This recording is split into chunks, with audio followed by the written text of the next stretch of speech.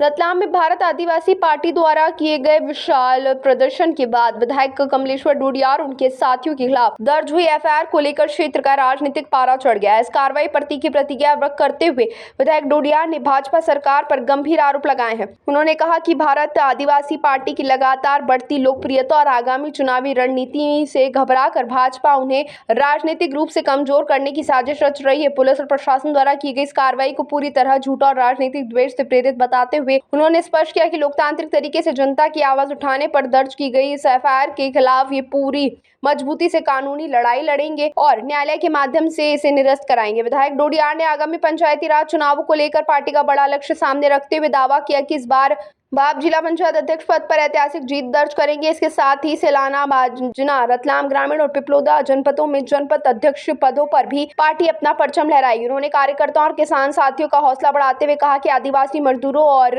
आम जनता के हक की लड़ाई सड़क से लेकर सदन और अदालत तक जारी रहेगी। इस प्रकार के प्रशासनिक दबाव से कार्यकर्ताओं का मनोबल टूटने की बजाय और मजबूत होगा। उन्होंने सभी से संगठित रहकर आगामी पंचायत चुनाव की तैयारियों में जुटने का आह्वान किया और कहा कि जनता के भारी समर्थन के बल पर वे क्षेत्र की राजनीति में एक नया इतिहास रचेंगे।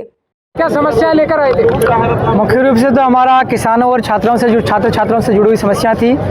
किसानों के साथ लगातार खाद बीज में ठगी हो रही है, खाद मिल नहीं रहा है, ई टोकन जैसी व्यवस्था करी है। खास करके देहात और गांव के लोग तो उसके लिए अप्लाई ही नहीं कर पा रहे हैं और अप्लाई करते भी हैं तो पैसा ज़्यादा ठगा जा रहा है। जो 266 रुपये की खाद की बोरी होती है उसके साथ लगभग 800 रुपया, 600, 700, 1000 तक लिया जा रहा है और बीज भी उपलब्ध नहीं मिल पा रहा है। मार्केट के जो बीज है वो भी नकली और घटिया आ रहा है। छात्रों की भी लगातार बहुत सारी समस्या है, छात्रों को एडमिशन नहीं मिल पा रहा है। छात्रावासों के अंदर समस्या है, अधिकतर लोग 15-20 साल से जमे हुए हैं। इसके अलावा लाइट, इलेक्ट्रिसिटी संबंधी बहुत सारी समस्या हैं। बिल तो लगा लिए जा रहे हैं, लोगों से पैसा लिया जा रहा है लेकिन लाइट समय पर नहीं मिल पा रही है। गाँवों के अंदर जान करके सड़कें नहीं बनाई जा रही आदिवासी इलाके में। चूँकि हम भारत आदिवासी पार्टी के लोग हैं, गाँव के अंदर में बजट स्वीकृत नहीं किया जाता। हम सड़क के लिए प्रस्ताव बनाकर देते हैं शासन को, लेकिन स्वीकृत नहीं करते हैं जानबूझ करके।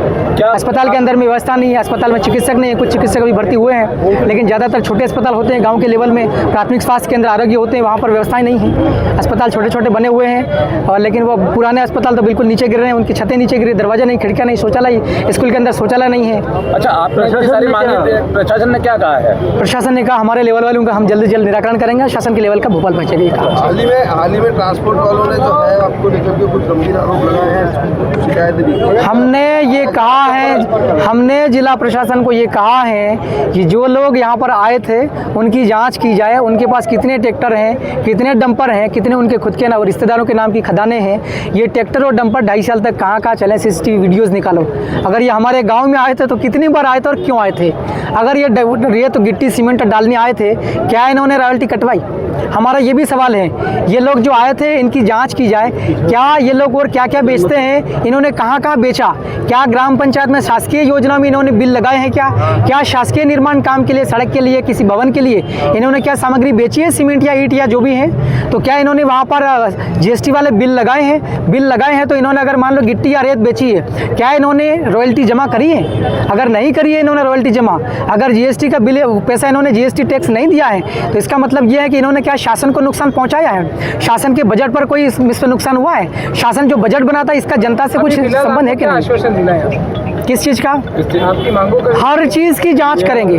अच्छा, एक चीज है, आपने जो शिकायत की थी अवैध डंपर और अवैध की, उनका ये कहना था कि विधायक जी ने पैसे मांगे और हमने पैसे नहीं दिए इसलिए वो शिकायत कर रहे हैं। नहीं, ऐसा तो हर कोई कह दे कि पैसा मांगता है, समझ रहे हो? वॉइस रिकॉर्डिंग भी दी है तो उसका बताना चाहिए, उसकी जांच करना चाहिए, पुलिस के पास जाना चाहिए, पुलिस जांच करना चाहिए उसको। वॉइस रिकॉर्डिंग जांच क्यों नहीं करवा रहे यही लोग?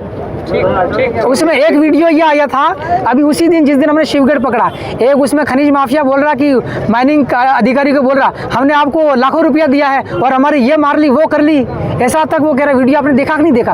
उसको हम अपने टीवी पे लगाइए। एक वो खनिज माफिया कह रहा है कि खनिज अधिकारी हमने आपको लाखों रुपया दिया है, आप हमने ये मार ली, वो मार ली, ऐसा बोल रहा है। वो क्या क्या मार ली, इसको आप जाँच कीजिएगा।